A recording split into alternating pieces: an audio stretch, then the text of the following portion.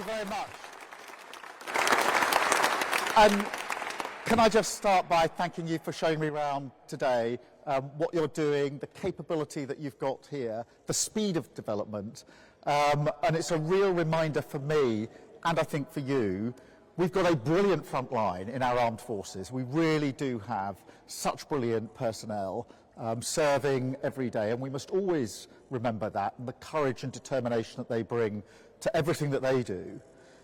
But they can't do their job without you. You sit right there behind them, alongside them in many respects, and therefore they are first class and you are first class and need to be first class because they're going to be relying on what you're doing every single day. And I think I really saw that for myself this morning. It's really great to talk to you as well. Lots of people here from slightly different backgrounds, all working jointly on something that's so important for our country. So thank you for showing me around. Thank you for doing what you do, because, as has been said, you've chosen to do this, and this is something which is about the defence of your country, of our European and other allies working together. So this is really important. And I often say you can sit in Westminster and read a briefing about what people are doing, or you can go and see it for yourself. And there is no substitute for coming to see it for yourselves. And so I've really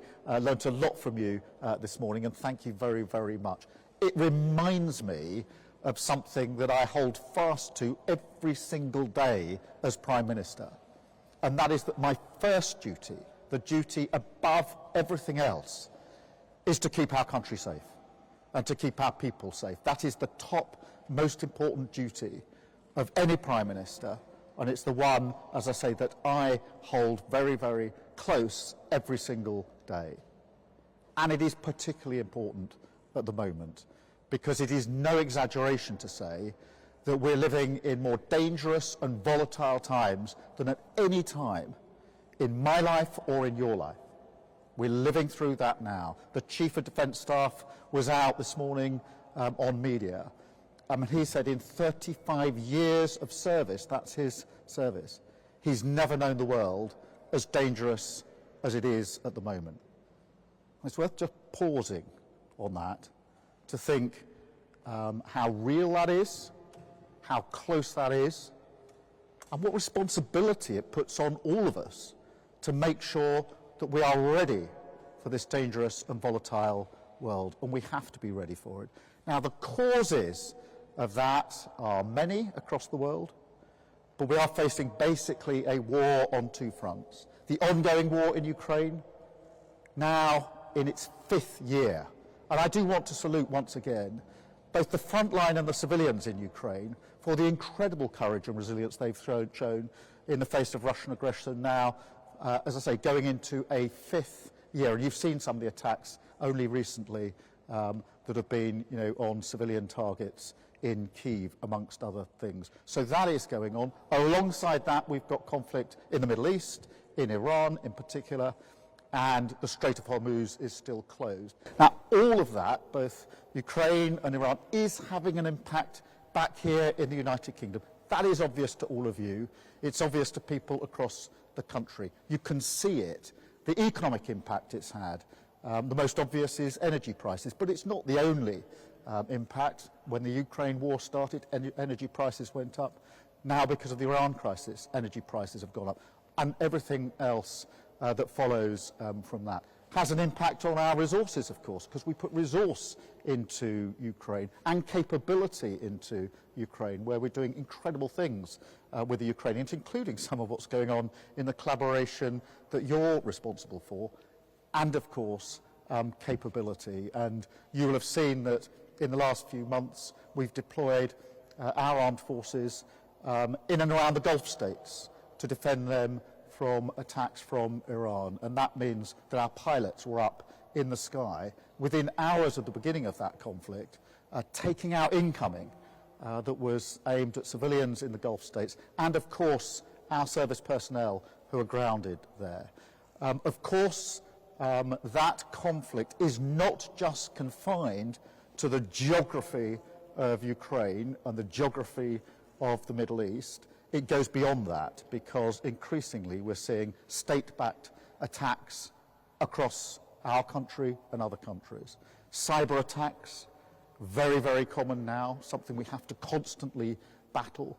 Incursions into our airspace, incursions into our waterways that we have to deal with, and the ever-present threat to our underwater facilities and capabilities, particularly the cables that are so vital to so many aspects of our life, including our economy. These are all ways in which we are drawn into these conflicts in a very, very real way. Now, we, the United Kingdom, have responded very strongly with sanctions, particularly in Iran and Ukraine, which are amongst the strongest in the world. Really meaningful sanctions that are having an impact. But they are sanctions that we do with our allies. The action we've taken in relation to the shadow fleet that is supporting Putin in his war effort, again working with others, we're on that on a daily basis. And what we've done as a country by bringing together coalitions.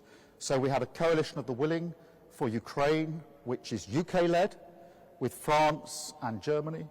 That is a coalition of countries to provide the security guarantees that will be needed in Ukraine if and when we get to a ceasefire. So hugely important work with a lot of military planning that's gone into that. And then in the last few months, we've had a coalition, a different coalition put together, again UK-led, French-led, so you can see the role that we're playing on the globe in relation to this. That coalition is aimed at giving reassurance for passage of vessels through the Strait of Hormuz as soon as it's safe for them to go through. Because in our discussions with those that operate the vessels, energy companies, bankers, insurers, etc., they want reassurance before they will go through that Strait of Hormuz. And it's our responsibility to put that capability there. And again, a lot of military planning has gone into that. So we are rising to the moment, but we have to ask ourselves what our priorities are for our country, and that's why I took the decision that we would increase defence spending to 2.6%. And so we've already taken that step. That's the biggest sustained increase in defence spending since the Cold War, which is why you're already seeing an uptick in our capability, already seeing an uptick in the work that we're going to be asking you to do alongside others. But we also need to be strategic about this, and therefore I commissioned a strategic defence review last year, and I asked them, will you tell me what capability we've got, what we need for now, and what we need for the future? Because look at how quickly the technology here is changing. It is obvious to all of you, and it's obvious to me, that we need to make sure we're ahead of the game, ahead of the curve here, and that we're getting the capability that we need now, in 5 years, in 10 years. So the strategic review was a massive review to answer those questions. And you won't be surprised to know that a lot of focus was on technology, on how we equip, our armed forces with the best, and how we make more of autonomous capability, some of the stuff that you are working on. Now, in order to put that strategic review into effect, we've got a defence investment plan. So that is the plan that says, here's the money that goes with the capability. We bring the two together, and it is another step up. It is another increase in spending, but it is necessary. It's the right thing to do to defend our country. Now, we've been working on that defence investment plan for some time, very closely with our armed forces, as you would expect, because we need that interaction. What is the capability that you most need in what time period with the MOD, and actually across government, because this is a cross-government priority. And that will now be published before the NATO summit, which is in just a few weeks' time. A very important summit where countries across the world come together. NATO, of course, the single most effective military alliance the world has ever seen. And if you needed any reminder about the importance of this, it is our intelligence assessment and the assessment of other countries in NATO that there could be an attack by Russia on NATO as soon as 2030. So you can see the urgency and the priority that we're putting behind this. Now, that defence investment plan will be really important.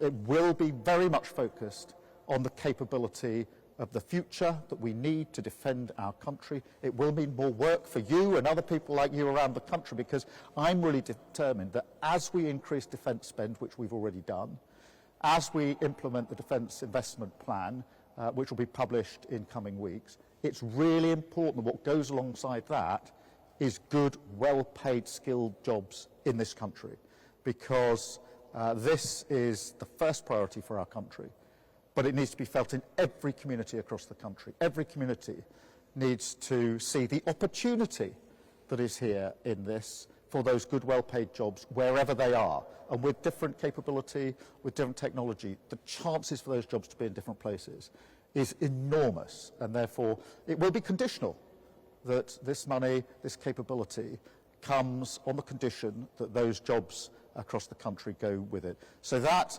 is coming in the next few weeks. You will keenly look at that plan, because you will see reflected in it some of what you are doing, and you will realise, as everybody will realise, that this is the single most important thing for our country. The most solemn duty of a Prime Minister, but also an opportunity for us to build on what we are, which is one of the leading countries when it comes to defence and security. I am proud that when there are coalitions put together to deal with Ukraine or Iran, it is the UK that is in a leading position. And you should be proud as well, because it is the reputation of our armed forces, the reputation of those that sit behind our armed forces, that's you and everybody else working in this sector, that gives us the ability to be in that leading position, shaping what is happening and defending our country. So thank you for letting me be here this morning. Thank you for showing me your capability. Thank you for reminding me with the flag over there of the vital link in defending Ukraine and the way in which we're working there. This is about the single most important thing in our country, and that is defence and security of our country and everybody within our country. And as I say, every single day I remind myself that that is my first priority, the first priority of my government. Thank you very much for listening. Thank you for showing me around. I'm going to come and have a more of a chat with you now. Thank you.